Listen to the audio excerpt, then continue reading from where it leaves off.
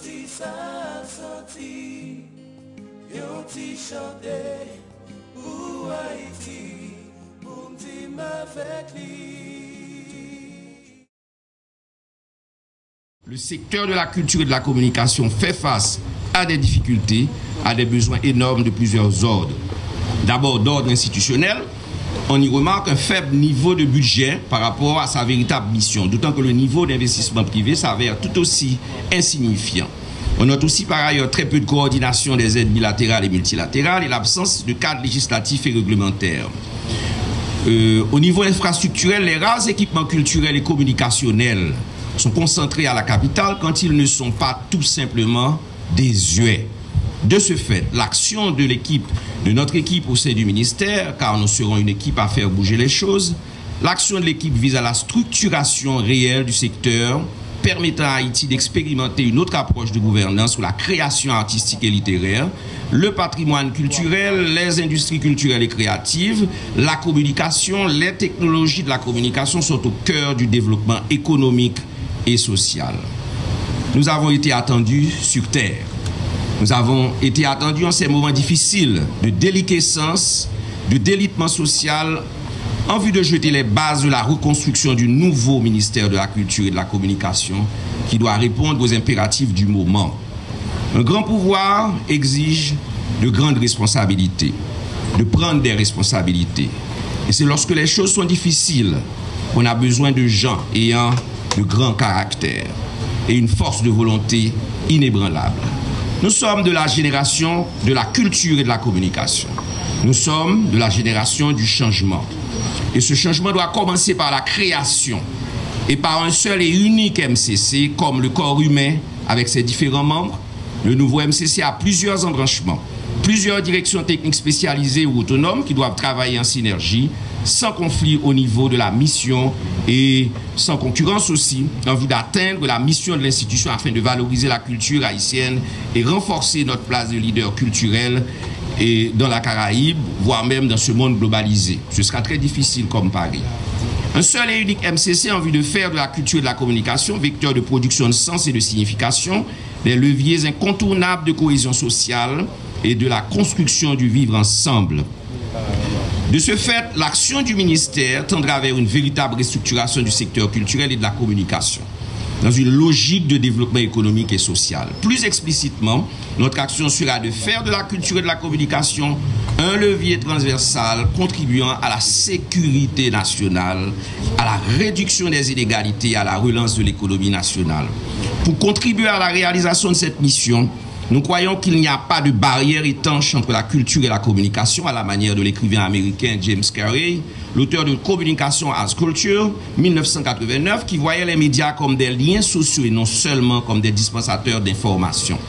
Dans cette perspective, la culture est communication et la communication est culture, car tous deux participent de la construction de sens et de signification capables de refonder la société haïtienne. Vous n'êtes pas sans savoir que la cohabitation suppose le primat de la tolérance. La cohabitation que l'on vise à travers notre action au ministère demandera l'expérience concrète de l'autre, la tolérance à l'égard de l'autrui, la référence à l'universel comme moyen d'éviter la segmentation, c'est se respecter, égalité des partenaires, reconnaître les diversités culturelles dans une perspective globale. Notre action en tant que ministre de la Culture, ce sera de renforcer la cohabitation, de renforcer la cohésion sociale, si elle existe déjà, et de renforcer aussi le vivre ensemble s'il existe déjà. Tout doit tendre vers la communion avec la population et éviter l'incommunication au sein de la société. Tout notre travail se résumera au fait de sauver la communication en Haïti dans la perspective. Moi, M. Pierre, c'est juste, moi, je voulais faire un message passé. Kenton, c'était un jeune étudiant.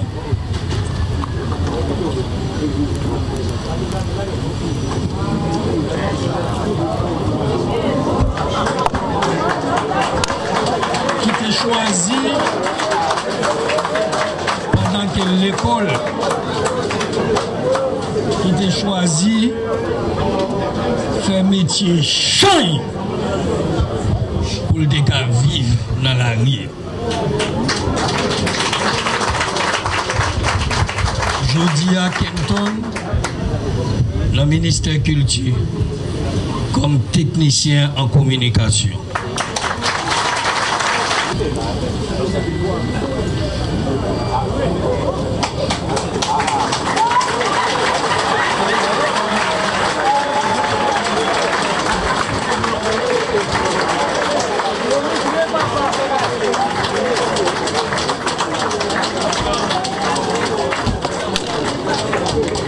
Merci, c'est la preuve que vous avez compris dans quelle situation je me trouve ce matin.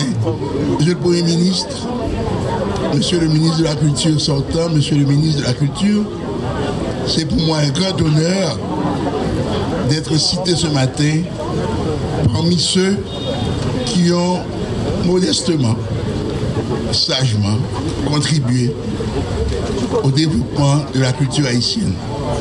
Comme vous le savez, nous sommes de la race de ces professionnels qui croient et qui continuent à croire dans l'avenir de ce pays.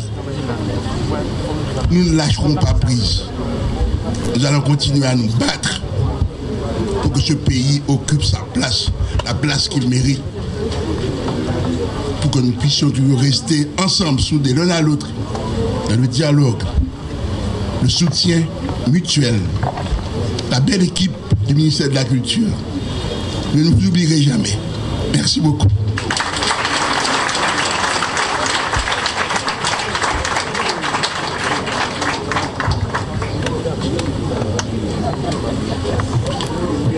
La deuxième personnalité que le ministre a jugé d'honorer aujourd'hui, c'est Madame Michèle Gardner-Frisch.